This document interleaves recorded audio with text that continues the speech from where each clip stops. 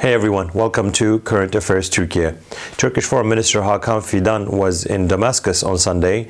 He met Ahmed al Sharaa, the de facto leader of Syria now, and the two had discussed some bilateral issues, but they had a press conference as well. So I just wanted to first say a few words about the press conference and what actually this visit meant and what is the significance of this visit afterwards. So al Sharaa basically said, I quote him, "Our friendly country Turkey has stood by us and we will never forget." This is a quote from his press conference. And Fidan, for his part, said Turkey will always stand by Syria and Syrian people as it has before. One of the significant lines from his press conference was that no place for YPG PKK in Syria, which is a threat to territorial integrity of Syria.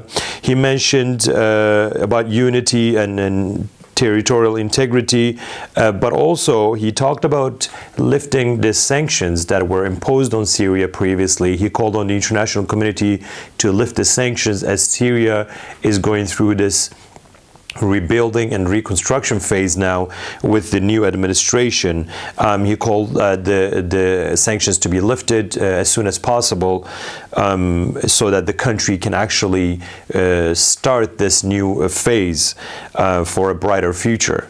Of course, he mentioned Israel's actions in the southern parts of Syria where it has been occupying new areas, and he called on Israel to not exploit the situation and condemned Israel's actions towards Syria and as it's occupying new territory from Syria.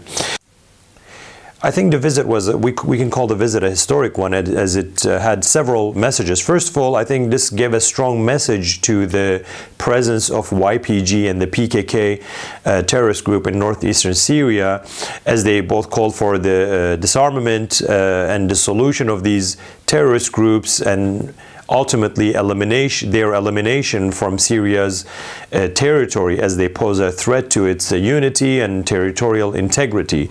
Secondly, I think the fact that a Turkish diplomat visited the de facto interim government in Syria gave a strong message to the international community when it comes to the legitimization of this new administration in Syria.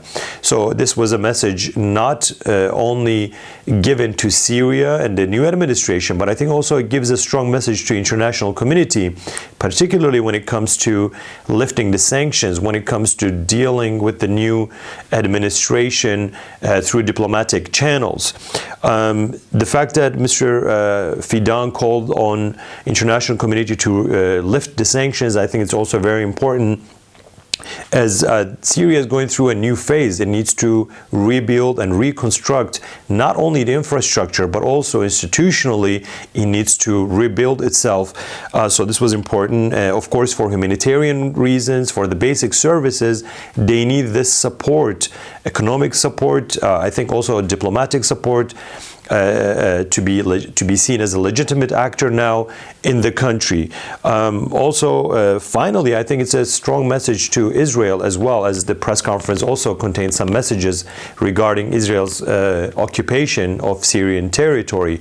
It gave a message that Turkey will stand by Syria if Israel continues to occupy new territory from Syria. So it was a historic visit. I think it had a lot of symbolism.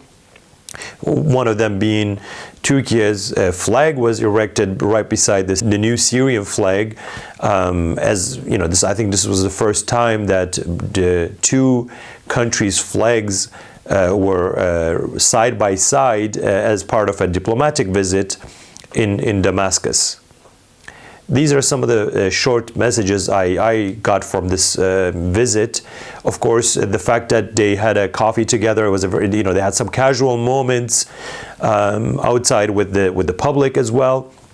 This gives a message of solidarity from Turkey, but also a reciprocal message also given by the Syrian interim government that they show appreciation, show solidarity with Turkey when it comes to Turkey's security concerns coming from the YPG terrorist organization that has been occupying territory in northeastern Syria. Until the next video, please subscribe, like, and comment on the videos and join the conversation. Thank you.